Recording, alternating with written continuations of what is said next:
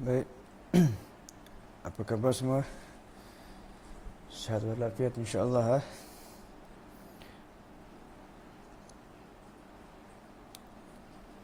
Apa khabar? Kaifa halukum? Mudah-mudahan senantiasa dalam rahmat Allah Subhanahu wa taala, dalam ridha Allah. Baik. Bismillahirrahmanirrahim. Kita mulai sekarang. Assalamualaikum warahmatullahi wabarakatuh. Alhamdulillah. Alhamdulillahi rabbil alamin wa bihi nasta'in ala umuri dunya waddin wa asyhadu an la ilaha illallah ilahul awwalin wal akhirin wa asyhadu anna sayyidana wa habibana wa syafi'ana wa qurrata a'yunina wa maulana Muhammadan abduhu wa rasuluh sayyidul anbiya'i wal mursalin. Allahumma salli wa sallim wa barik wa azim wa karim wa majid ala sayyidina wa habibina wa syafi'ina wa qurrati a'yunina wa maulana Muhammad wa ala alihi wa ashabihi ajma'in wa la hawla wa la quwwata illa billahil aliyyil azim. Subhanaka la ilma lana illa ma 'allamtana innaka antal alimul hakim. Rabbi shrah li sadri wa yassir li amri wahlul 'uqdatam min lisani yafqahu qawli. Allahumma arzuqna fahman nabiyyin hifdzal mursalin wa ilhamal malaikatil muqarrabin. Allahumma aghnina bil 'ilm wa zayyina bil hilm wa akrimna bit taqwa wa jammilna bil 'afiyah bi rahmatika ya arhamar rahimin. Amma ba'du.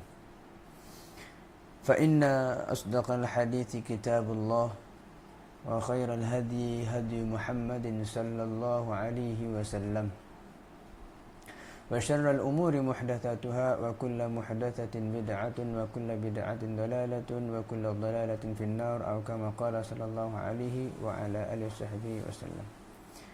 Tuan-tuan dan puan-puan yang sama kita cintai, yang sama kita hormati, mudah-mudahan senantiasa berada dalam rahmat Allah Subhanahu wa taala, senantiasa berada di dalam ridhanya Allah dan maghfirahnya Allah Subhanahu wa taala. Alhamdulillah, kita sudah pun dan kita telah pun memasuki pertengahan daripada bulan Ramadan yang diberkati oleh Allah Subhanahu wa taala, di mana di dalam bulan ini dibahagikan kepada 3 bahagian. Yang pertama, 10 yang pertama dianggap sebagai tempatnya Allah mencurahkan segala rahmatnya.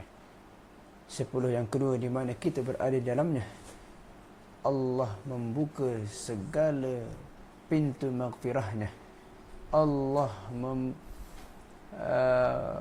dengan murah hatinya untuk memaafkan segala dosa-dosa, kesalahan yang pernah kita lakukan pada sebelumnya. Dan begitu pula 10 yang terakhir dijadikan sebagai bahagian Allah membebaskan hambanya daripada api neraka. Maka kita berada dalam 10 yang pertengahan. Allah mengampunkan segala dosa kita. Maka perlulah kita mempersiapkan diri untuk benar-benar kembali kepada Allah, meminta ampun dan juga salah kita, agar supaya Allah benar-benar mengampuni kita, sehingga kita menjadi orang yang benar-benar dicintai oleh Allah Subhanahu wa taala. Berkaitan dengan cintanya Allah kepada kita dan cintanya kita kepada Allah Subhanahu wa taala, pada malam ini akan kita bahaskan, yaitu malam yang ke-9. Kita akan membahaskan tentang kunci hamba dicintai oleh Tuhannya. Bagaimana tu?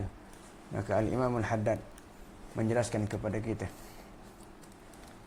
adalah perlunya kita sebagai umat Nabi Muhammad SAW, hamba Allah Subhanahu wa taala, khususnya di dalam bulan Ramadan ini, kata dia, laksanakanlah segala perintah Allah berupa kewajipan.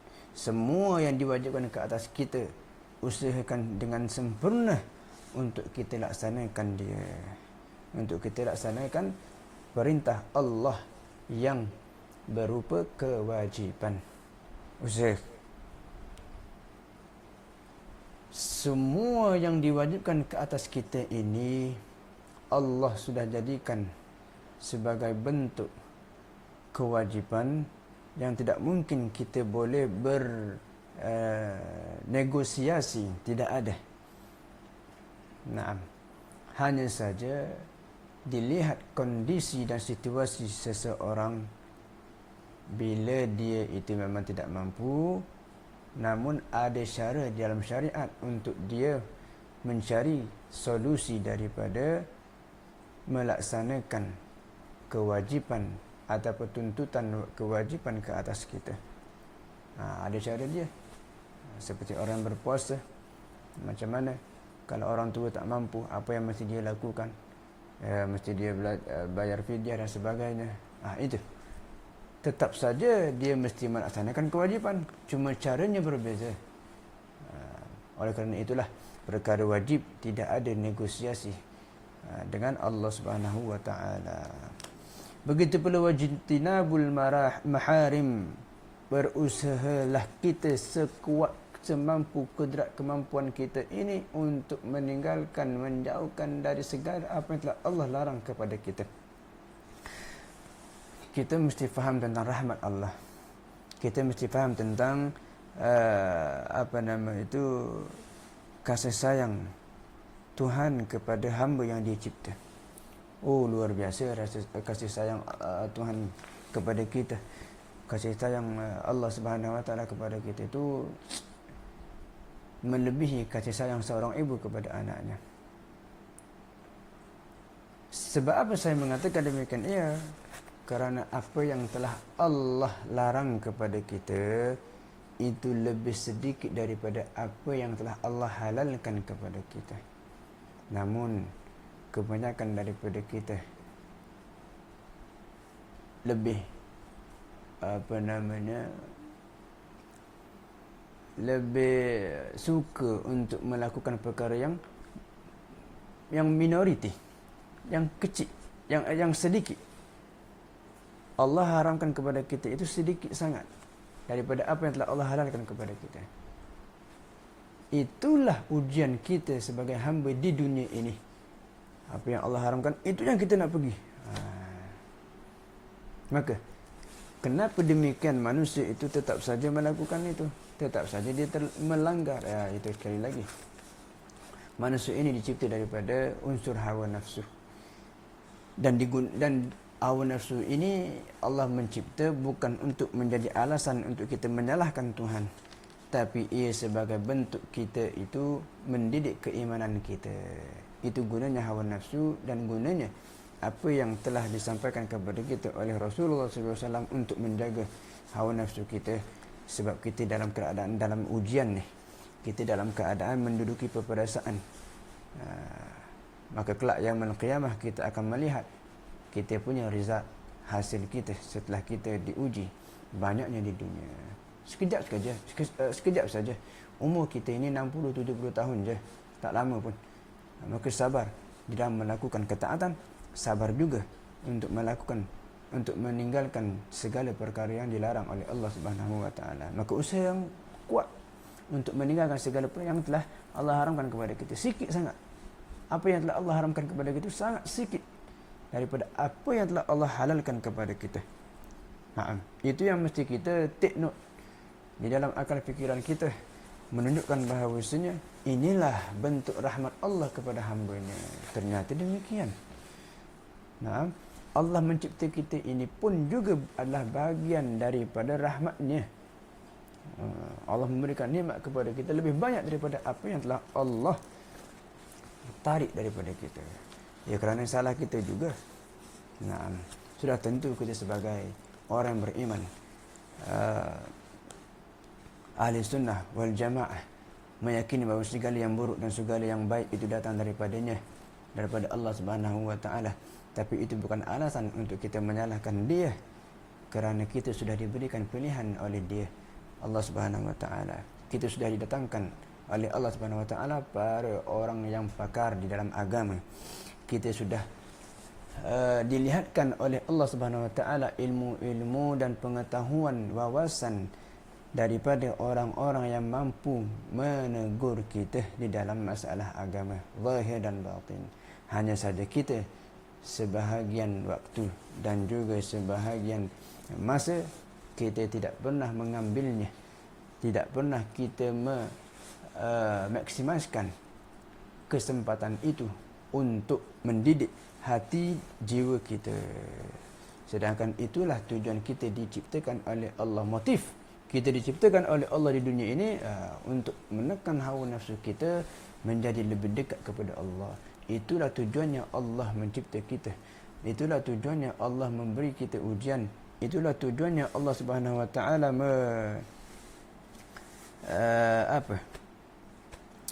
mencipta syariat untuk mendidik kita menjadi orang yang sempurna di sisi Allah Subhanahu Wa Taala, hamba yang sempurna. Itu tujuan dia, bukan untuk membebankan kita. Bahkan itulah kasih sayang dia. Kemudian perlu juga untuk kita mendapat kasih dan cinta Allah itu dengan memperbanyakkan segala apa yang telah Allah berikan kepada kita daripada perkara-perkara sunat. Ya. Kerana apabila kita melakukan semua itu dengan bentuk keikhlasan yang luar biasa kepada Allah lillahi ta'ala, itu kepada Allah yang maha mulia, yang maha dermawan, maka kita telah pun mendapat, kita telah menghasilkan objektif, tujuan, puncak kedekatan kita kepada Allah Subhanahu Wa Taala. Kalau kita melakukan dengan ikhlas, itu syarat dia. Under condition kita mesti ikhlas. Nah, bagaimana untuk ikhlas? Mesti laksanakan dulu, maka ikhlas akan datang. Nah, dengan kita menghilangkan segala penyakit-penyakit hati kita. Suka dilihat orang kalau kita buat benda yang baik, suka didengar oleh orang lain kebaikan-kebaikan kita. Itu mesti kita dulu keluarkan, hilangkan dulu. Nah, dalam masa yang sama juga kita melaksanakan ibadat, kita melaksanakan ketaatan kepada Allah. Bukan hanya tunggu hati bersih dulu baru kita nak buat. Dia mesti bersamaan. Kalau tidak, kita mungkin mati dulu. Menunggu. Itulah yang diinginkan oleh syaitan. Syaitan selalu suka buat kita itu tunda-tunda. Jadi penyakit tunda-tunda ini memang sudah menjadi bahagian daripada strategi syaitan untuk merosakkan kita, merosakkan hubungan kita dengan Allah Subhanahu Wa Taala. Apabila kita sudah menjalani itu semua, kita istiqamah, continuity, konsisten di dalam mendekatkan diri kita kepada Allah dengan menjaga perkara yang telah Allah perintahkan kepada kita, semua perkara yang wajib. Kemudian kita jauhi diri kita daripada perkara yang dilarang oleh Allah. Kita memperbanyakkan perkara-perkara yang sunnah. Dengan ikhlas pula yang kita lakukan, kita mendapatkan puncak kedekatan kepada Allah. Maka ketika itu kita akan dipakaikan jubbah. Jubbah apa itu? Pakaian mahabbah, kecintaan. Ini pakaian maknawi, pakaian yang tidak nampak. Macam kita sekarang ni nampak pakaian kita ni. Tapi yang dimaksudkan oleh Imam Haddad di sini adalah pakaian yang Allah berikan, Allah salut, Allah lilitkan pada kita yang kita tidak nampak, tapi ada pada diri kita. Seperti contoh, saya kata, kamu ni berdua ini sudah kahwin ya? Sudah. Apa yang membuatkan kamu berdua ini halal? Ya, kerana ada akad nikah. Okey. Dan orang berdua ini pun bercinta juga. Tapi kenapa dia tidak dikatakan halal? Kerana dia belum akad nikah. Sekarang ini ada satu perkara yang berada di tengah-tengah itu yang menyebabkan dia si A dengan si B ini menjadi halal, sedangkan si A dan si B yang lain ini tidak halal. Ada satu dipanggil sebagai nisbah hubungan dia yang dikatakan halal, suami isteri. Sedangkan ini tidak. Ya kan? Padahal boleh dia nak berlakon akad nikah, tapi kenapa tidak halal? Nah, kerana berbezanya ada di tengah-tengah itu disebut sebagai nisbah hubungan yang menjadikan dia itu halal. Tapi ada tak benda tu? Ada, tapi kita nampak tak? Tidak nampak. Tapi benda tu ada.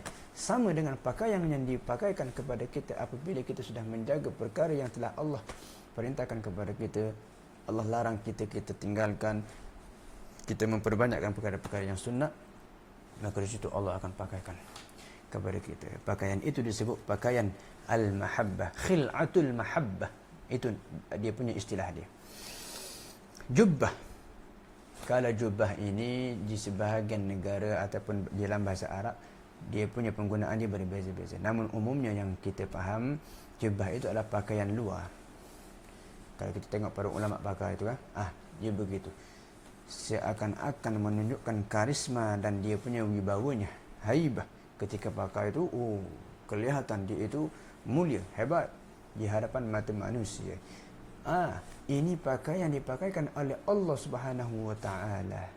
Dan pakaian ini disebut khil'atul mahabbah. Yang mana pakaian ini dia menjadikan kita ketika mana sudah dipakaikan itu menjaga segala harakatik, segala pergerakan kita dia jaga. Segala kita punya pergerakan kita, tidak bergeraknya kita diamnya kita itu dijaga. Kerana apa? Kerana itu sudah kerana Allah sudah menjaga kita.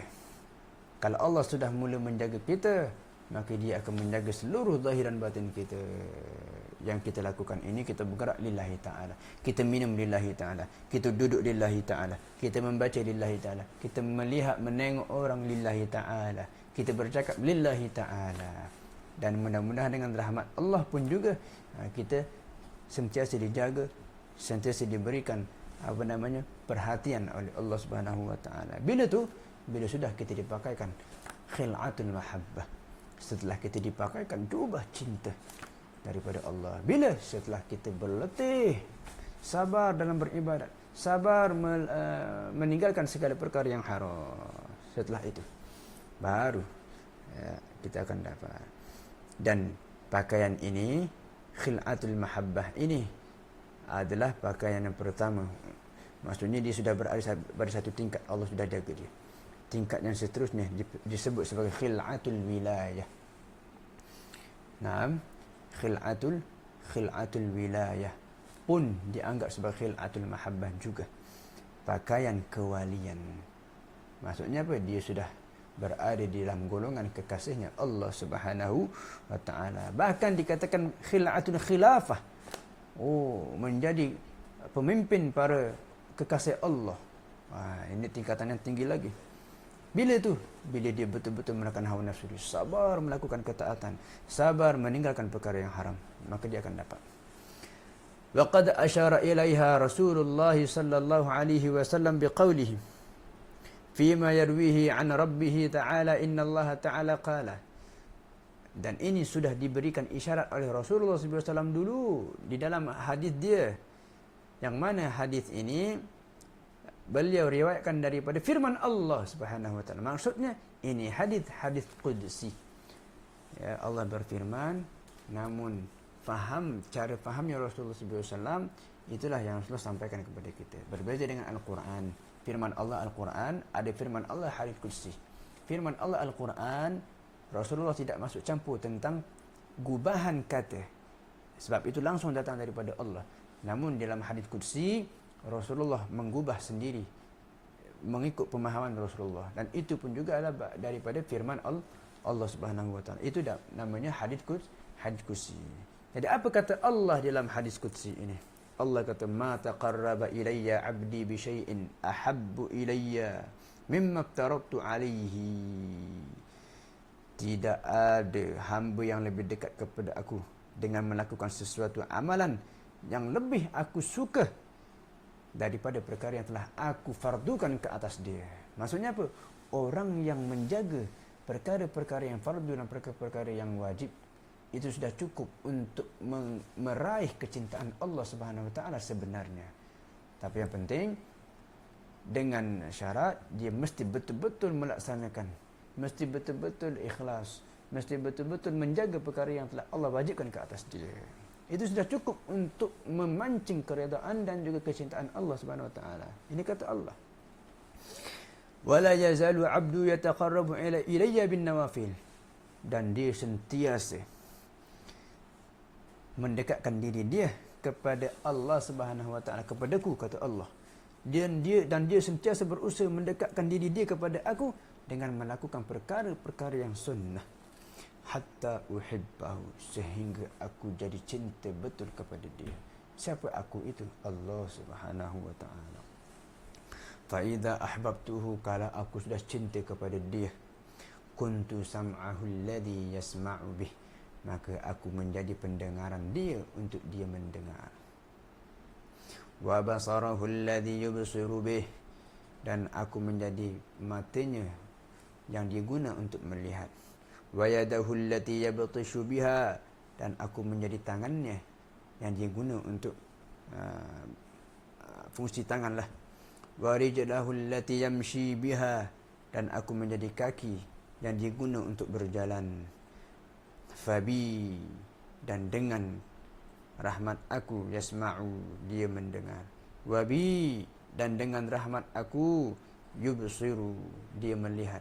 Wabi, dan dengan rahmat aku, yabtishu, dia menggunakan tangan dia.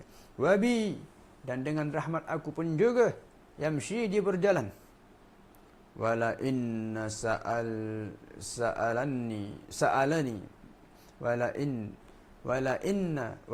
in sa'alani la u'tiyannahu, sekiranya dia mula memohon meminta kepada aku pasti bagi.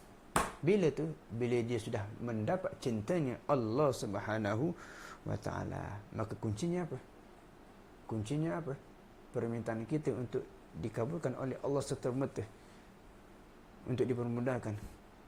Kuncinya adalah menjaga hubungan kita dengan Allah Subhanahu wa taala konsisten.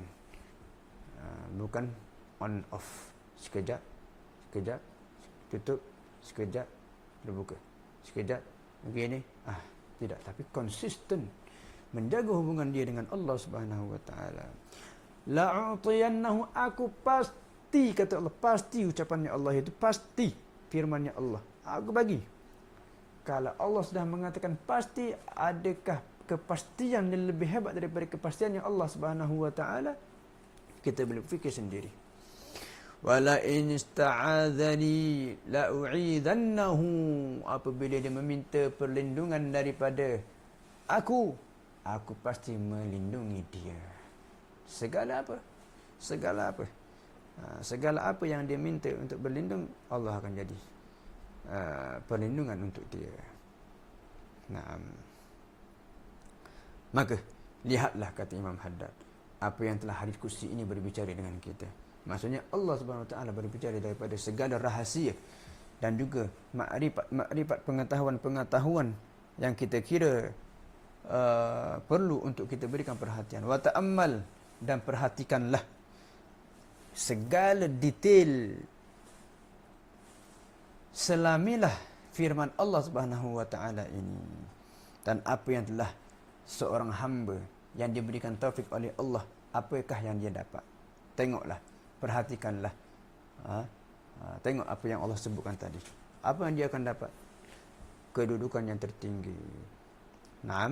Apa yang telah dia lakukan sebelumnya letih, maka Allah Subhanahu wa taala menjadi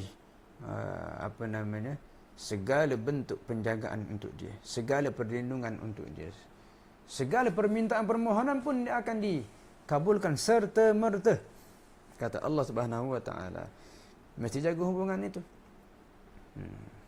Dan lihatlah, apa yang dia cinta, apa yang dia cinta, semuanya yang dia cinta itu kerana Allah. Apa yang dia benci kerana Allah Subhanahu wa taala.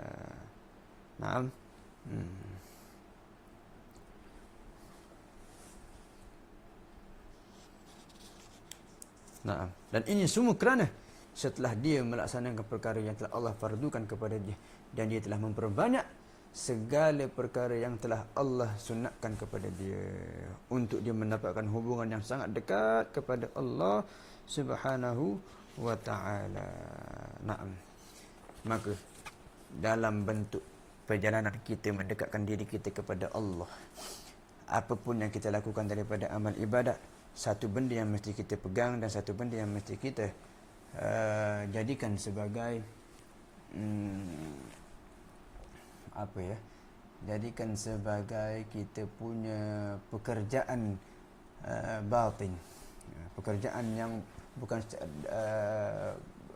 secara zahir tapi batin, maksudnya hati kita. Jadikan sebagai rutin. Jadikan sebagai rutin kita. Jadikan jadual. Apa itu? Membersihkan diri kita dari segi zahir dan batin untuk kita meraih kecintaan Allah Subhanahu wa taala. Begini kunci hamba dicintai Tuhan dia. Kata Al-Imam Haddad, lazimilah. Maksudnya istiqamahlah. Maksudnya rutinkanlah kebersihan secara zahir dan batin. Kerana fa inna man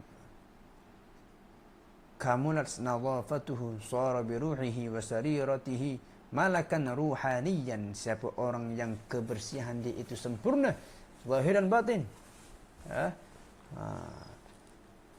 maka dia punya roh dia, hati dia seperti malaikat ruhani, meskipun jasad dia adalah jasad manusia. Macam mana ruhani malaikat tu? Tidak pernah melakukan dosa. Tapi apakah kita mengatakan kita ini maksum? Tak. Satu saat kita akan lakukan dosa juga. Tapi kita cepat-cepat kembali kepada Allah Subhanahu wa taala. Takut kita kepada Allah. Salah sikit saja, ya Allah, gemetar kita. Bila menyebut nama Allah dalam keadaan pada ketika itu kita melakukan perkara yang Allah tidak suka, hati kita gemetar. Sehingga zahir kita pun ikut shaking. Sebab apa tu?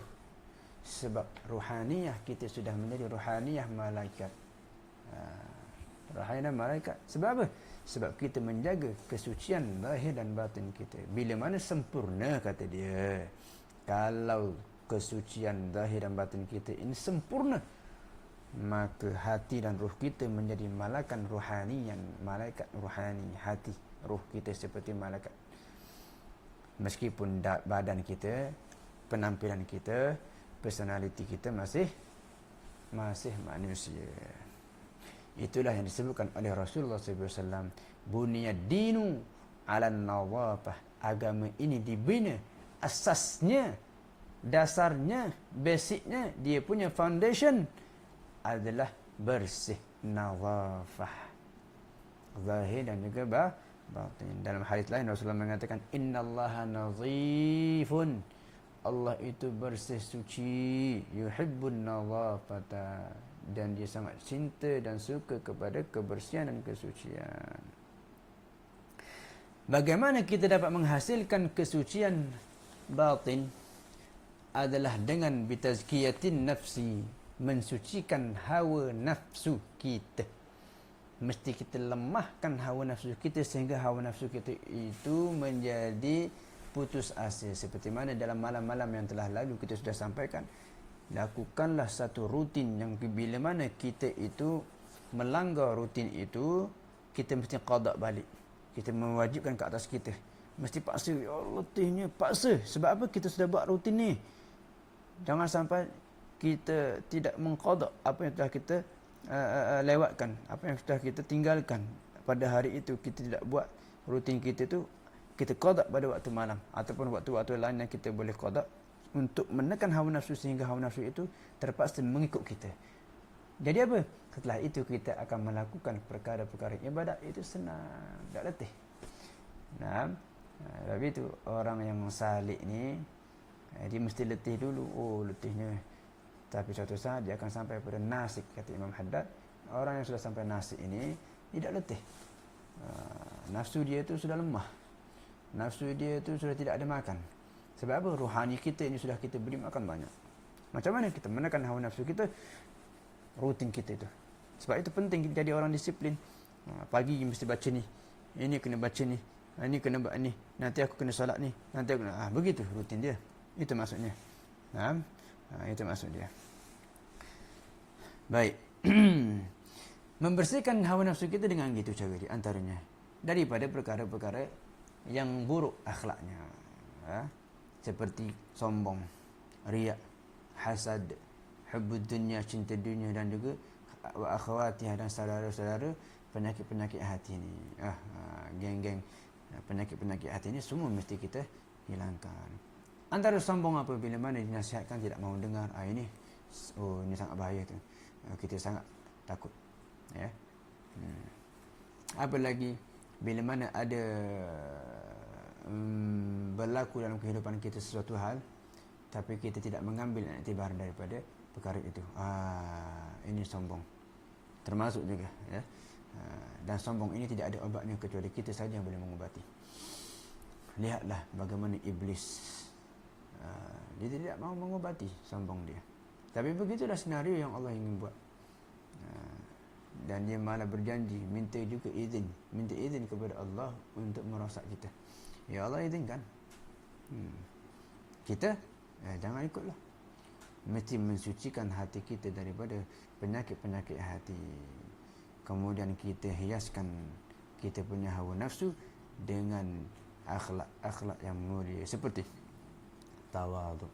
Orang banyak tidak faham masalah tawaduk. Apakah setiap masa kita mesti tunduk? Ada masa dia kita kena tunduk.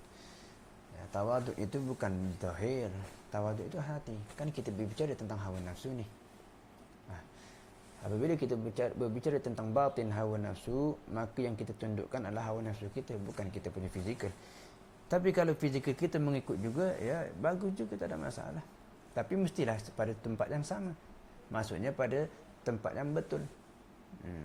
Ini tidak semua tawaduk. Bila tanya pun tawaduk juga. Jadi mesti tahulah tempat di kat mana. Yang mesti kita bertawaduk. Naam. Dia mesti untuk kita bertawaduk, itu ada tempat dia. Bukan setiap tempat mesti kita tawaduk. Tawaduk itu ada dalam hati. Naam. Bila kita suruh membaca, dia tak nak baca sebab tawaduk kononnya. Itu bukan tawaduk itu. Itu bukan tawaduk. Tapi itu malu. Dan malu ini bahaya. Kalau dalam masalah ilmu, makruh. Hati-hati tu. Begitu pula dalam masalah solat jamaah. Ya Allah, banyaknya yang saya jumpa dalam solat tarawih tadi pun. Bila ada saf di hadapan tu, kita orang Melayu ni luar biasa dia punya akhlak dia. Tapi dalam masalah ibadat pun juga begitu dia beramalkan, padahal bukan tempatnya. Contoh, ada saf di hadapan kosong, dia mempersilakan orang lain. Mempersilakan orang lain untuk mendahului dia dalam masalah ibadat, ini makruh. Al-itharu fil ibadah makruh. Kita mesti ke depan, meskipun ada wali kat situ. Wali dengan kita ni bergaduh nak ke depan, kita mesti bergaduh. Mesti bergaduh. Sebab apa? Nak dapat keutamaan tu di hadapan. Ini tak, silakan. Salah tu. Kesalahan yang fatal di situ tentang masalah tawadhu. Jangan salah faham. Jangan salah faham kat situ. Wal haya, begitu juga haya, malu. Ya, malu kan ada tempat dia lah. Malu melihat orang lain melihat kita punya akhlak ini tidak baik. Sebagai bentuk kita mendidik hati kita, Allah melihat kita juga. Kalau Allah sudah melihat kita, kita akan merasa, jangankan mata manusia. Ya, kalau kita sudah takut dan malu daripada Allah, ya, automatically kita akan mampu untuk menjaga diri kita di hadapan manusia juga. Malu ni di dalam masalah ilmu tidak boleh malu. Di dalam masalah ibadat tak boleh malu. Aku malu nak pakai siwak, nak pakai sugi, tasbih. Ini gangguan syaitan. Syaitan memang gitu, dia punya strategi dan taktik dia untuk kita tidak beribadat. Dia buat kita itu tidak melaksanakan apa yang telah ditentukan ke atas kita. Apa yang menyebabkan Allah itu sayang kita, suka kita, dia akan hindarkan itu. Dia akan cuba untuk ganggu kita. Akhirnya kita tinggalkan. Kita tinggalkan. Itu haya, malu. Ikhlas. Ikhlas ini kalau kita buat untuk mendapatkan pahala pun mendapat. Dikatakan ikhlas. Kita buat untuk masuk syurga, ya ikhlas. Tapi tingkatan dia berbeza. Tapi kalau kita buat untuk lillahi ta'ala, syurga itu sama dengan aku, dia kata. Syurga itu makhluk, aku pun makhluk. Ini kedudukan yang luar biasa. Okey. Wasakha, dermawan. Manusia sebenarnya dermawan. Tapi bila mana dia terlalu, apa orang kata itu, tidak faham sistemnya Allah Subhanahu wa taala di dunia ini, maka dia berubah menjadi orang yang bakhil. Naam. Dermawan itu mesti dilatih. Tak boleh tunggu kita kaya baru kita tak. Bila kita miskin kemudian kita menghulurkan, itulah dermawan. Kalau kita kaya kemudian kita menghulurkan, itu pun juga. Kalau kita kata orang kaya saja boleh menjadi dermawan, macam mana orang miskin? Apakah agama bukankah agama itu membataskan itu? Agama tidak membataskan. Kedermawanan Allah Subhanahu wa taala seakan-akan perlu dipersoalkan. Ini bahaya. Sedangkan kedermawanannya Allah ini luas. Jadi kalau kita kata kita tunggu kaya baru kita nak jadi dermawan, seakan-akan kita telah membataskan kedermawanannya Allah Subhanahu wa taala. Kita hanya ada duit 100, kita boleh derma RM1. Ya kan? Hanya saja kita ini tidak meyakini kedermawanannya Allah. Kita takut. Subhanallah, takut kepada perkara yang lebih hina daripada kita tu. Nah, tidak mudah memang. Kita bercakap begini teori, ya memang tidak mudah, tapi mesti memaksa diri. Mesti memaksa diri. Ya, mesti memaksa diri. Duit ni, manusia ni bahaya. Ulama pun, wali pun, saya yang berbicara tu, kalau masalah duit ni bahaya. Tapi beginilah, bila mana kita berbicara, kita berbincang, kita akan datang pada satu tahap kita munasabah, introspection, introspeksi. Kita muhasabah diri kita. Ternyata apa yang telah Allah berikan kepada kita banyaknya. Ya Allah, kita ada rumah ni, walaupun bukan rumah kita, tapi kita dapat duduk dengan aman dan damai. Pakaian kita pakai, bagus ni pakaian ni. Apa lagi? Ya Allah, apa lagi yang kita inginkan? Ya.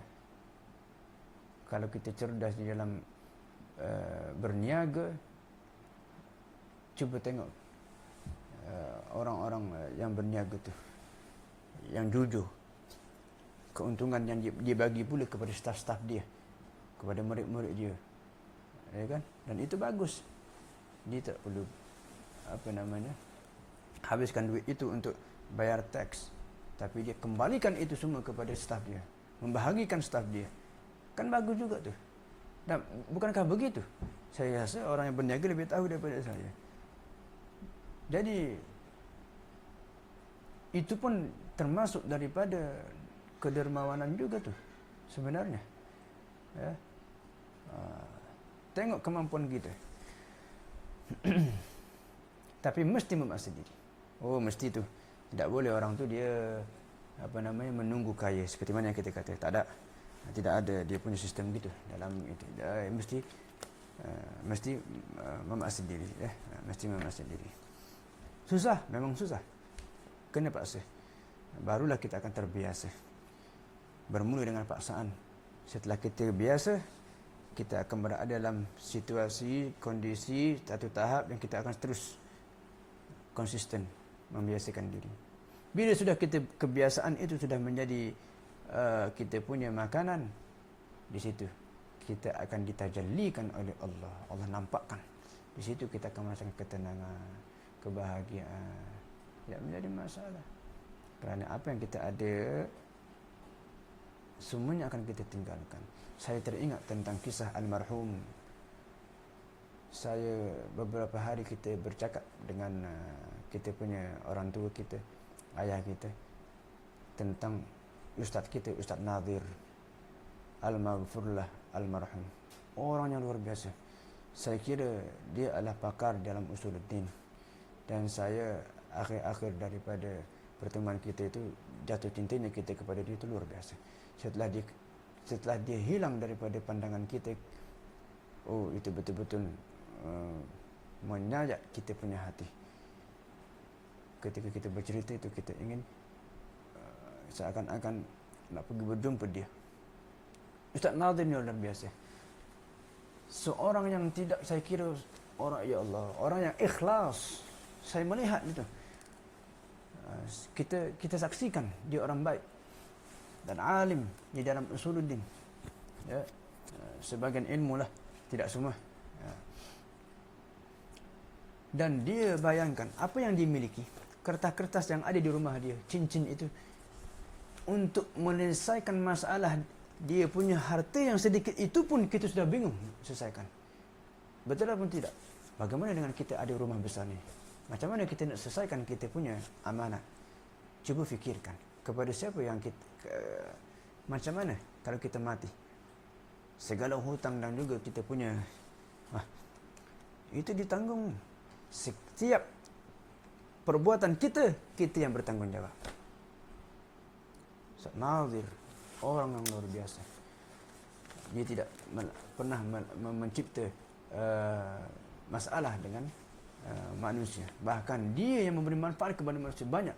Akhir-akhir hidup dia, seakan-akan Allah ingin menunjukkan bahawasanya dia itu sudah. Saya tidak percaya dengan cerita-cerita mengatakan bahawasanya beliau setelah mengubat orang itu kemudian dia ada. Saya dengan husnudzan saya mengatakan bahawasanya dia itu seakan-akan diangkat kedudukan dia sehingga dia tidak sedarkan diri. Nah, meskipun dikata dia sedar, tapi itu adalah luar kawalan dia. Dia kata sedar kan, terakhir dia datang. Tapi saya rasa itulah kedudukan manusia ini disembunyikan oleh Allah. Kita tidak tahu siapakah orang yang dekat dengan Allah Subhanahu Wa Taala. Tapi harta yang dia ada tadi itu pun mesti dia pertanggungjawabkan, mesti diselesaikan. Itu sikit.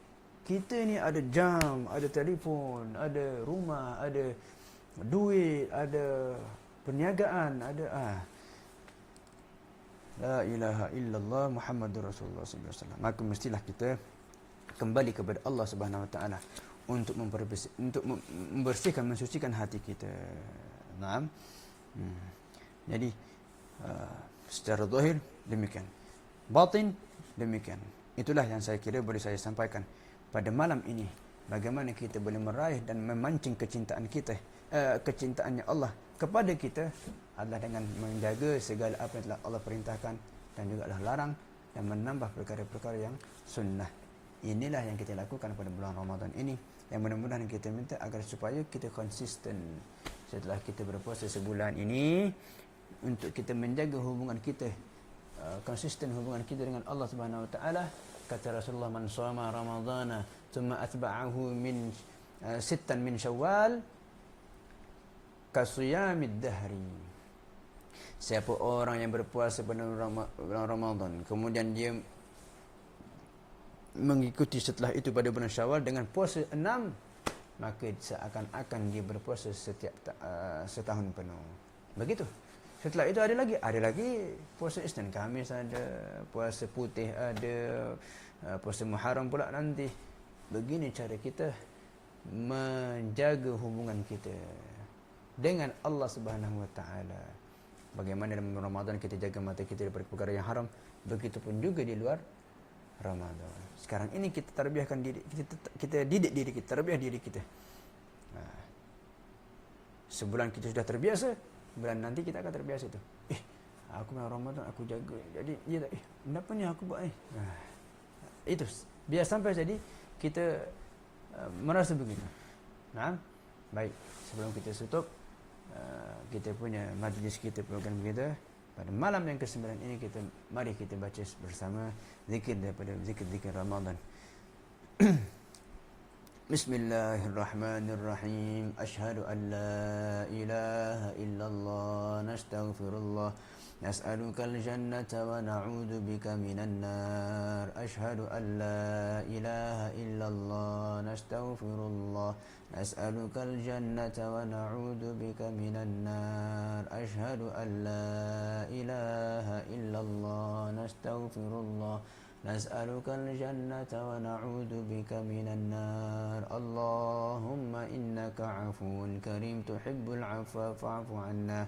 Allahumma innaka 'afuwun karimun tuhibbul 'afwa fa'fu 'anna. Allahumma innaka 'afuwun karimun tuhibbul 'afwa fa'fu 'anna ya karim. Allahumma inna nas'aluka ridhaka wal jannah wa na'udzu bika min sakhatika wan nar. Wallahu a'lam bissawab. InsyaAllah kita jumpa lagi pada malam besok, malam yang ke-10. Wassalamualaikum warahmatullahi wabarakatuh. Terima kasih banyak atas perhatiannya dan terima kasih banyak bagi yang hadir. Wallahu a'lam bissawab.